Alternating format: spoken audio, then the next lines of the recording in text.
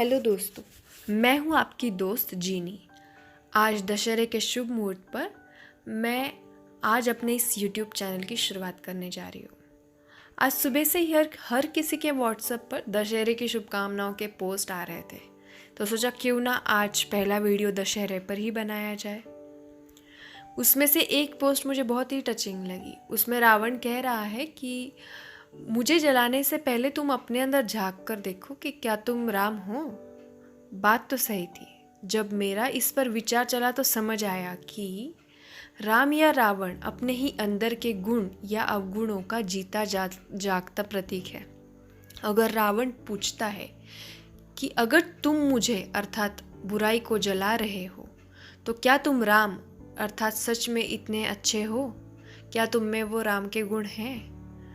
तो दोस्तों, हमने सुना है कि भारत में जो भी त्यौहार बने वो उस समय क्रांतिकारियों ने इसलिए बनाए ताकि लोग इकट्ठे हो सके, अपनी संस्कृति, अपनी परंपरा को समझ सके, अपनी रोज़मर्रा की ज़िंदगी से हटकर भारत के भव्य महान इतिहास को जान सके और कहीं ना कहीं वैसा अपना व्यक्तित्व भी बना सके।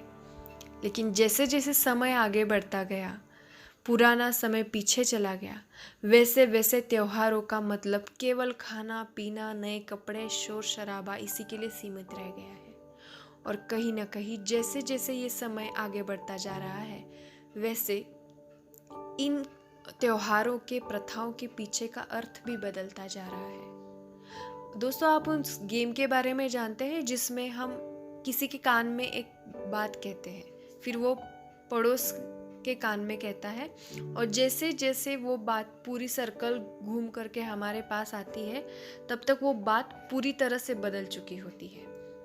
क्योंकि इसमें हर कोई उसको जो सुनाई दे रहा है या समझ में आ रहा है वो आगे पास कर रहा होता है। उसी तरह इन त्योहारों का हो गया है। शास्त्रों में जो हम कहानियां सुनते आ रहे हैं उनका कहीं ना कहीं वजूद तो है, लेकिन ज़रूरी नहीं कि उसे हम जिस रूप में सुन रहे हैं उसी रूप में वो बातें होती होंगी। लेकिन अगर अब आज के समय के बारे में सोचे तो ये सारी कथाएं हैं, ये सारी शास्त्रों की कहानियां जो है वो हमारे जीवन पर पूरी तरह लागू होती है। दशहरे का मतलब क्या होता है? अगर हम इस शब्द का विच्छेद करें तो दश अर्थात 10, हरा अर्थात हारा। 10 सिर वाला रावण उस दिन हारा था श्री राम जी के हाथों। श्री राम जी ने इस दिन रावण का, उसकी लंका का अंत करके पुनः राम राज्य की स्थापना की थी, अपना राज्य पुनः प्राप्त किया था। इस त्योहार के बारे में अगर जाने तो 3 मुख्य बातें हैं। इनमें है श्री राम, रावण और दहन।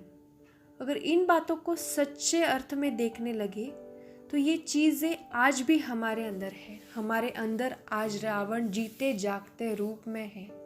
काम, क्रोध, लोभ, मोह, अहंकार, इन सब रूप में रावण है।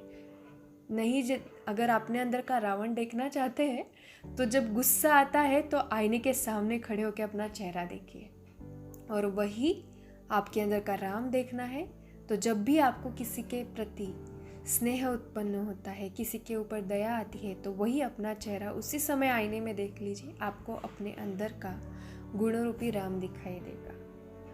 कहना ये चाहते हैं कि सच्चा दशहरा हम तभी मनाएंगे जब हमारे अंदर के रावण रूपी अवगुणों को हम हमारे अंदर राम रूपी गुणों से उन अवगुणों का वध करेंगे। अर्थात हमारे गुणों को हमारे अवगुणों पे, हमारी अच्छाइयों से हमारी बुराइयां हम खत्म करेंगे।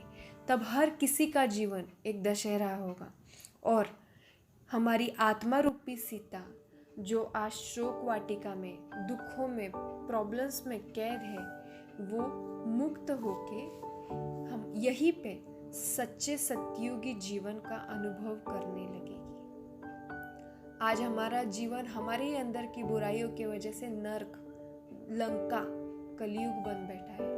वही अगर हमारे अंदर की अच्छाइयों को जागृत करे और इन बुराइयों का वध करे तो हमारा जीवन यहीं पे, कहते हैं ना, स्वर्ग और नर्क यहीं पे है। और इसका अनुभव हम हमारे ही गुणों या अवगुणों द्वारा कर सकते हैं। और अगर ये बदलाव, ये त्योहार, ये दशहरा हम इस सच्चे अर्थ में मनाते हैं तो हमारा जीवन खुशियों से तो भर ही जाएगा, और जिसका खुद का जीवन सुखों से खुशियों से भरा है वो दूसरों के जीवन को भी सुखमय खुशनुमा बना सकता है। दशहरे के बारे में आज इतना ही दोस्तों।